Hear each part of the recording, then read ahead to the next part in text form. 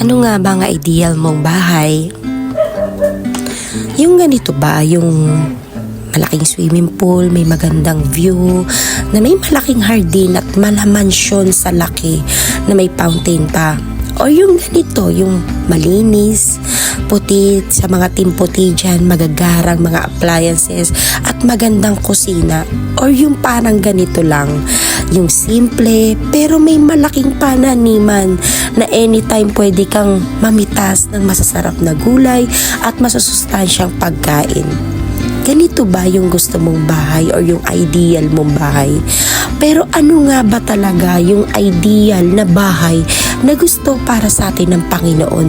Ano nga ba yung ideal na buhay na gusto sa atin ng ating Panginoong Hesus? Sinabi ng ating Panginoong Hesus sa Mateo 24 na kaya ang bawat nakikinig at sumusunod sa mga salita kong ito ay maikukumpara sa matalinong tao na nagtayo ng bahay na ang pundasyon ay bato.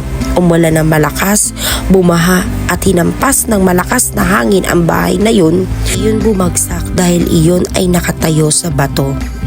Malinaw sa sinabi po ng Panginoong Hesus na kagusto po natin ng matibay na bahay, itayo po natin ito sa bato. Ang ibig sabihin po niya na itayo po natin ang ating buhay sa Kanya. Itayo po natin ang ating buhay. Sino ang batong yun? Ang batong yun ay si Hesus. Kaya kapatid, sinasabi ko sa iyo ngayon na kung gusto mo ng matibay na pundasyon ng iyong buhay, gawin mong pundasyon ng ating Panginoong Hesukristo. God bless!